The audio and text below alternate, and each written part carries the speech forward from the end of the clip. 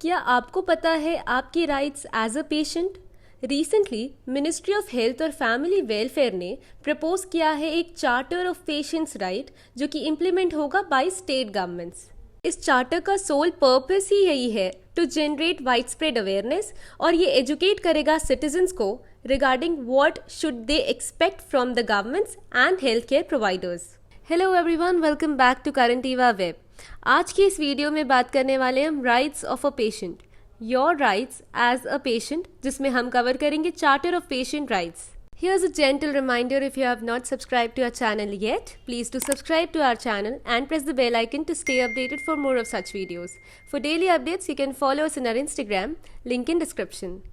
तो हर कोई individual as a patient entitle रहता है, हकदार रहता है कुछ प्रोटेक्शन से जो कि इंश्योर करते हैं physicians, doctors, health care providers और स्टेट।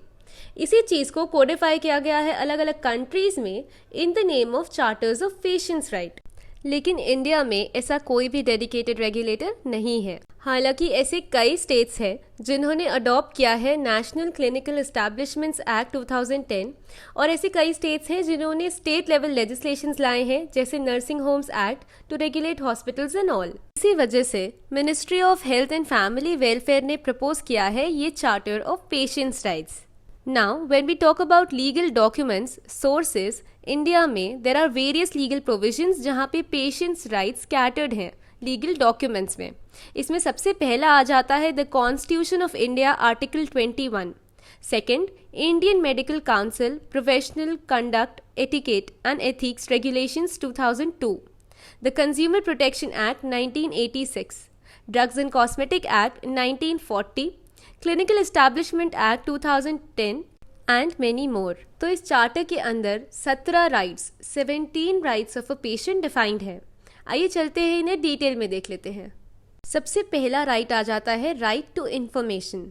हर पेशेंट के पास एक राइट रहता है जिससे वो अपनी डिजीज़ या अपनी इलनेस के बारे में रेलेवेंट और एडिक्वेट इन्फॉर्मेशन ले सकते हैं, डायग्नोसिस के बारे में इन्फॉर्मेशन ले सकते हैं और अगर कोई पॉसिबल कॉम्प्लिकेशंस हैं तो वो भी एक्सप्लेन कर दी जानी चाहिए उन्हें एक ऐसी लैंग्वेज में जो कि मेडिकल टर्मिनोलॉजी ना हो, एक कॉमन लैंग्वेज हो जो उन्हें समझ में आ जाए। साथ ही हर पेशेंट के पास ये भी राइट रहता है कि वो अपने डॉक्टर्स, नर्सेस, केयर प्रोवाइडर्स का प्रोफेशनल स्टेटस जान सकें। सेकेंड राइट आ जाता है right to records and reports.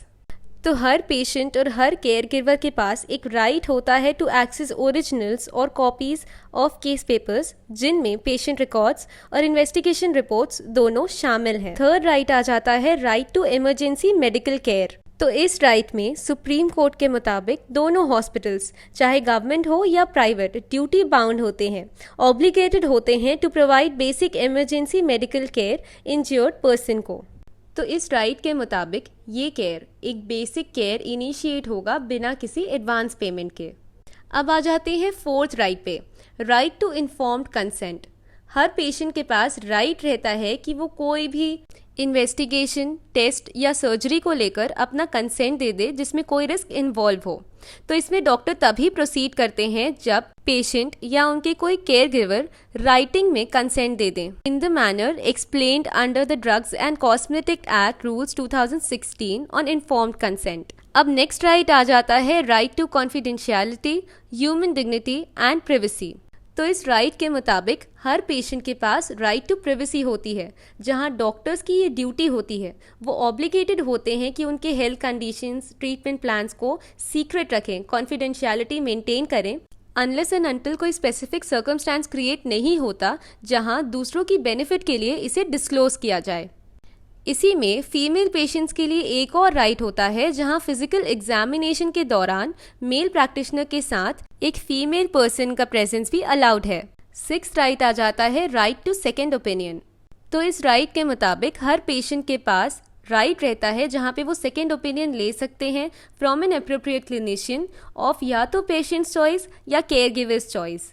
और इस राइट की वजह से हॉस्पिटल मैनेजमेंट ऑब्लिगेटेड होता है, उनकी एक ड्यूटी बन जाती है कि वो इस राइट को रिस्पेक्ट करें और सेकेंड ओपिनियन लेने के लिए उन्हें सारे नेसेसरी रिकॉर्ड्स और इन्फॉर्मेशन प्रोवाइड करें बिना किसी डीले के। अब इसी चीज़ के चलते कोई डिस्क्रिमिनेटरी प्रैक्टिस हो जाती है तो उसे ह्यूमन राइट्स वायलेशन कहा जाएगा। सेवेंथ राइट आ जाता है right to transparency in rates and care as per prescribed rates. तो इस राइट के मुताबिक हर पेशेंट और उनके केयर गिवर के पास राइट टू इन्फॉर्मेशन होता है, जहां पे हॉस्पिटल्स जितने भी रेट्स चार्ज कर रहे हैं for service provided and facilities, वो सारे रेट्स अवेलेबल रहेंगे on a display board and a brochure. तो इसके चलते they have a right to receive एक detailed bill at the time of payment. Next right आ जाता है राइट टू नॉन डिस्क्रिमिनेशन। तो इस राइट के अंदर हर पेशेंट के पास एक राइट कॉन्फर किया जाता है, जहाँ पे उन्हें ट्रीटमेंट मिलेगा बिना किसी डिस्क्रिमिनेशन के, बेस्ड ऑन इस डिजीज, उनके हेल्थ कंडीशंस जैसे कि HIV स्टेटस, उनका रिलीजन, कास्ट, एथनिसिटी या ऐसे ही और कोई वजह से।